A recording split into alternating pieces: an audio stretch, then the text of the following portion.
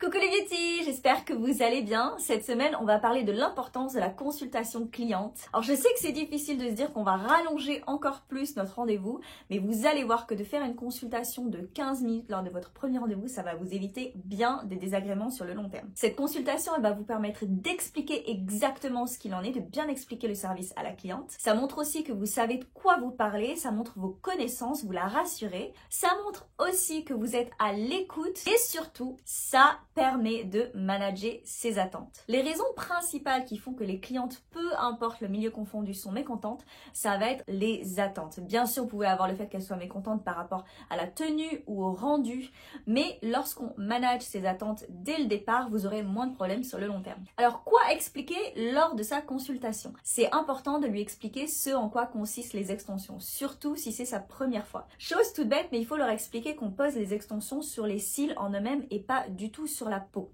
Il faut absolument leur expliquer comment fonctionne le cycle des cils.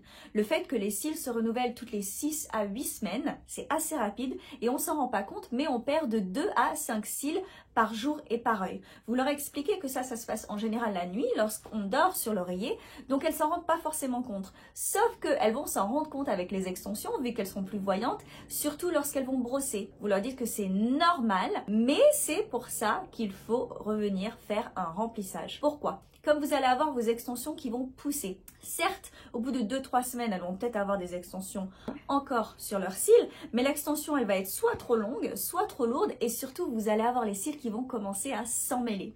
Donc, revenir à 2-3 semaines maximum pour faire un remplissage, c'est primordial pour s'assurer du rendu, qu'on a toujours un rendu rempli, parce que vous savez que lorsqu'on fait du cil à cil, dès qu'il y a des extensions qui tombent, on a l'impression qu'il y a des trous, vu que c'est 1 sur 1, c'est assez voyant, et surtout pour être sûr que les extensions n'abîment potentiellement pas les cils en étant trop lourdes et qu'elles ne s'en mêlent pas. Il faut également leur expliquer que si jamais elles ne veulent pas continuer à faire des remplissages avec leurs extensions, il est primordial de revenir pour faire une dépose. Oui, vous allez pouvoir mettre du mascara sur vos extensions, mais le problème va se poser lorsque vous allez vouloir l'enlever. C'est extrêmement compliqué et ça fait très mal de se frotter les yeux avec des extensions dessus, et lorsqu'elles font ça pour essayer d'enlever le mascara, là elles prennent le risque de elles-mêmes s'arracher les cils.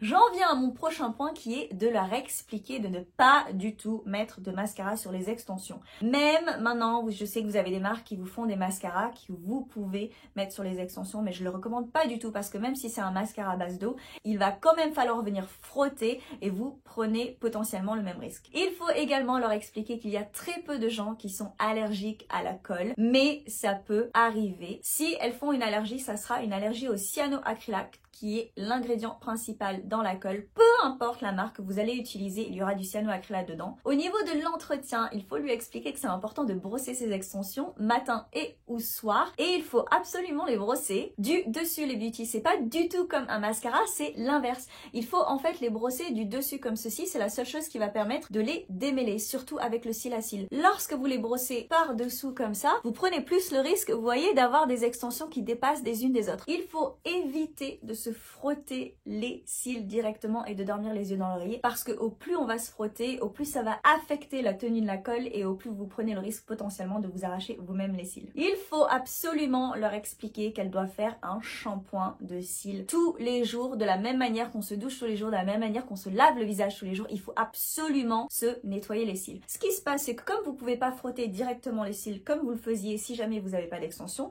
vous allez avoir un amas de débris, de saleté qui va s'accumuler à l'intérieur. Vous prenez le risque d'avoir des blépharites, des infections, des mites de cils, donc vraiment c'est primordial. Vous verrez que lorsque les clientes sont un petit peu plus âgées, en général elles n'ont pas forcément besoin de faire un shampoing tous les jours. En général ça vient du fait qu'elles ont la peau moins grasse, donc elles ont moins de résidus qui vont venir s'y mettre. Sauf que je préfère que vous disiez à votre cliente de faire le shampoing tous les jours si vous êtes sûr qu'elle va le faire toutes les 2 jours, parce que si vous lui dites faites-le 2 fois par semaine, vous êtes sûr qu'elle le fera aucune fois ou pas du tout. Lors de votre première consultation, vous pouvez montrer à votre cliente comment se laver les cils et lui les faire se laver elle-même, parce que comme ça elle en aura moins peur et elle saura exactement comment faire. Et surtout les beauty, s'il vous plaît, arrêtez de dire à vos clientes qu'il ne faut pas se mouiller les cils pendant 24 heures ou 48 heures. J'en ai parlé plein de fois. Votre colle, elle a besoin d'humidité, elle a besoin d'eau pour sécher. Donc même si vous ne la rincez pas au sérum Phi à la fin de la prestation, elle peut totalement, elle, se mouiller les cils. Au contraire, vraiment, ça va aider. Donc ne le dites pas lors de votre consultation. Ou alors, si vous voulez l'expliquer, expliquez à votre cliente pourquoi ce n'est pas le cas. Les choses ont bien changé depuis 5-10 ans et que c'est beaucoup différent maintenant.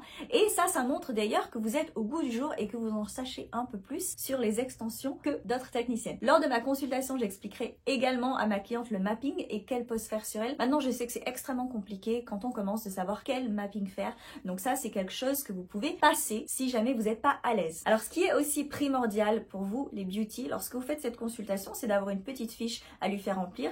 J'en ai d'ailleurs un exemple sur mon site internet dans la partie blog que vous pouvez aller voir. Et aussi de lui faire signer une décharge. Alors, il faut savoir qu'aux yeux de la loi, une décharge ne vaut rien. Elle sert simplement à faire peur à la cliente. Ce qui est vraiment important d'avoir pour vous, ça va être une assurance de responsabilité civile professionnelle. C'est la seule chose qui va vous protéger aux yeux de la loi. Voilà les beauty, c'était tout pour aujourd'hui. J'espère que cette vidéo vous aura plu. Je vous fais de gros bisous et je vous dis à très bientôt.